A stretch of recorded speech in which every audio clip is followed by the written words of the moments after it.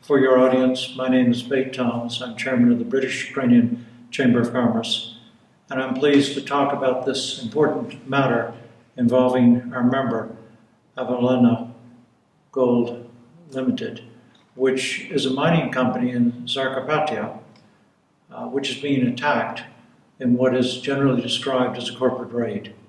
I know something about this, both because Avellana is our member, and also I was asked to look into the legalities of the matter as a lawyer.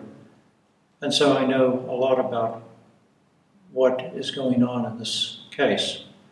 And our conclusion is that it is pure corporate raiding. It's extremely sad to see this return to Ukraine.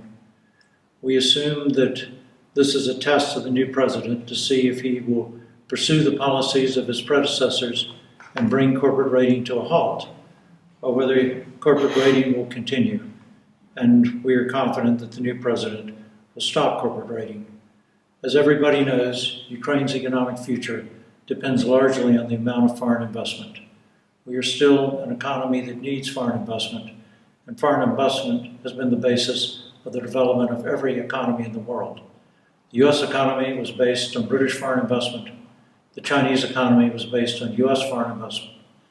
After the Second World War, the European economies were based on US foreign investment. Without foreign investment, Ukraine will not be nearly as prosperous as it should be. But we will only get foreign investment if we protect the foreign investors that are here from improper corporate attacks, corporate raiding attacks, to dispossess the investor. We understand that the current corporate raid is based on bringing back a bankrupt company, rehabilitating it, which is based on claims that Barclays Banking Group and the British royal family are supporting this. We've seen no evidence presented to the court that either is financing this corporate raid, and it seems ludicrous to think that they would. We've never heard of such a thing, and to our knowledge, not one bit of evidence has been offered to show that the Barclays Banking Group, one of the world's greatest banking groups, or the British royal family is involved. It sounds like a comic book. And we can not understand how a genuine Ukrainian court, a judge, could seriously entertain any of these claims without substantiation. So we think that it's important that the presidential administration become involved to investigate this, to look into it immediately. We understand that a number of the people involved in the raid have either been convicted of crimes or being prosecuted for crimes elsewhere. It does not appear to involve the sort of people that a judge should be listening to when they claim to have support from major financial institutions and other investors. So we think it's very important that your listeners and that the Ukrainian government become involved and interested in this case and bring it to a swift conclusion. This case is very important. It's extremely sad to see corporate raiding rising up again in Ukraine.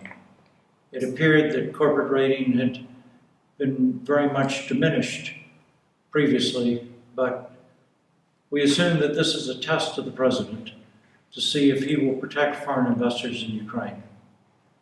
And on behalf of our chamber, we'd like to emphasize how important foreign investment is.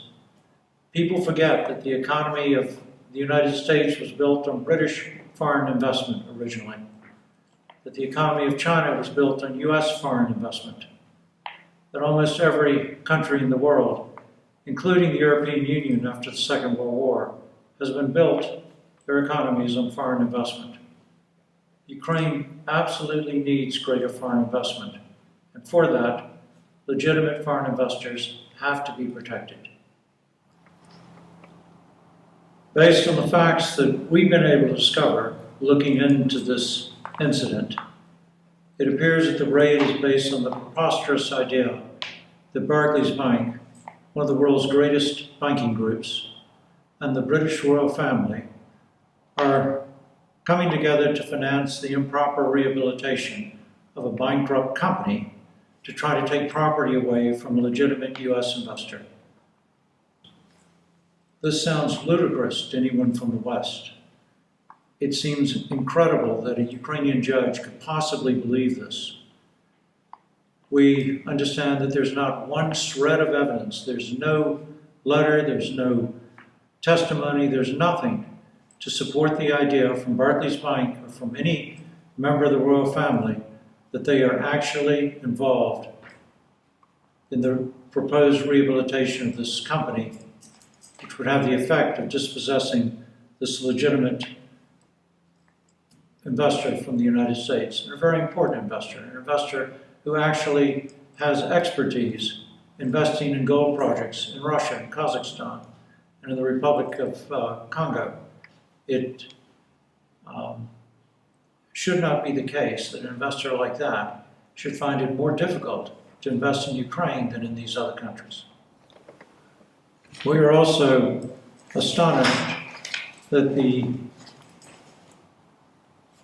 raider group that the court in Zakarpattia is apparently listening to apparently involves, we are told, one person convicted of a crime and another being prosecuted for another crime. These are not the sort of people that a court should be listening to for claims that the Barclays banking group and the royal family are involved in supporting their project without actual, genuine evidence. So this appears to be the worst sort of corporate raid, where a bunch of people have rigged accusations in order to attack a genuine US investor. So, as a British chamber, we want to see foreign investors who come to Ukraine in good faith, with great expertise to make serious investments in this country, protected against corporate raiding.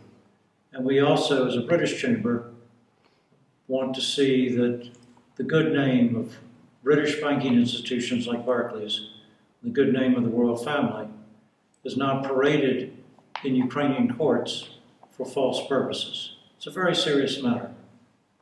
We trust that the government will intervene to stop this.